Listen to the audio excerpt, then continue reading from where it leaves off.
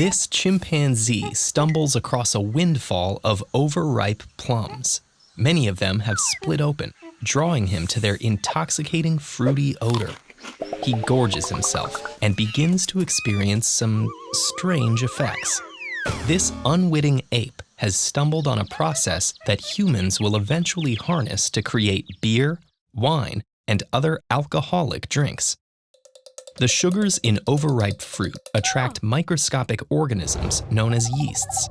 As the yeasts feed on the fruit sugars, they produce a compound called ethanol, the type of alcohol in alcoholic beverages. This process is called fermentation. Nobody knows exactly when humans began to create fermented beverages. The earliest known evidence comes from 7000 BCE in China, where residue in clay pots has revealed that people were making an alcoholic beverage from fermented rice, millet, grapes, and honey. Within a few thousand years, cultures all over the world were fermenting their own drinks. Ancient Mesopotamians and Egyptians made beer throughout the year from stored cereal grains. This beer was available to all social classes, and workers even received it in their daily rations. They also made wine, but because the climate wasn't ideal for growing grapes, it was a rare and expensive delicacy.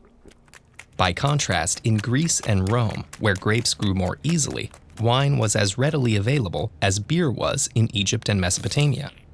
Because yeasts will ferment basically any plant sugars, ancient peoples made alcohol from whatever crops and plants grew where they lived. In South America, people made chicha from grains, sometimes adding hallucinogenic herbs. In what's now Mexico, pulque, made from cactus sap, was the drink of choice, while East Africans made banana and palm beer. And in the area that's now Japan, people made sake from rice. Almost every region of the globe had its own fermented drinks. As alcohol consumption became part of everyday life, some authorities latched onto effects they perceived as positive. Greek physicians considered wine to be good for health, and poets testified to its creative qualities. Others were more concerned about alcohol's potential for abuse. Greek philosophers promoted temperance. Early Jewish and Christian writers in Europe integrated wine into rituals, but considered excessive intoxication a sin.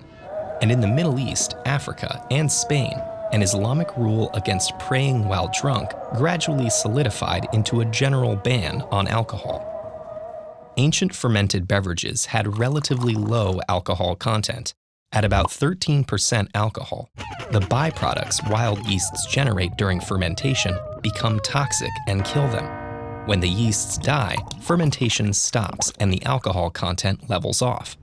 So for thousands of years, alcohol content was limited. That changed with the invention of a process called distillation. 9th century Arabic writings describe boiling fermented liquids to vaporize the alcohol in them. Alcohol boils at a lower temperature than water, so it vaporizes first.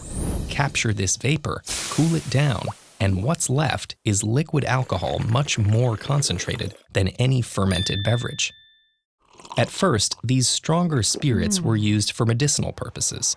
Then, spirits became an important trade commodity because unlike beer and wine, they didn't spoil. Rum made from sugar harvested in European colonies in the Caribbean became a staple for sailors and was traded to North America. Europeans brought brandy and gin to Africa and traded it for enslaved people, land, and goods like palm oil and rubber. Spirits became a form of money in these regions.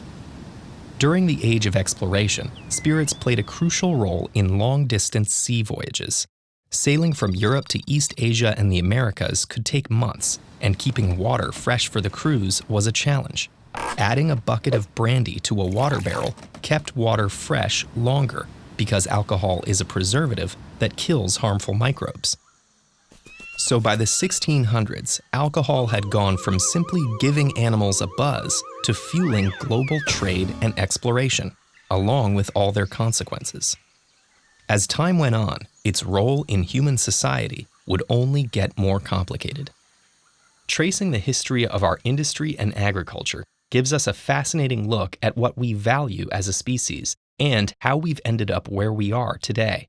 Check out these 2 lessons for a super specific and eye-opening look at why we're like this.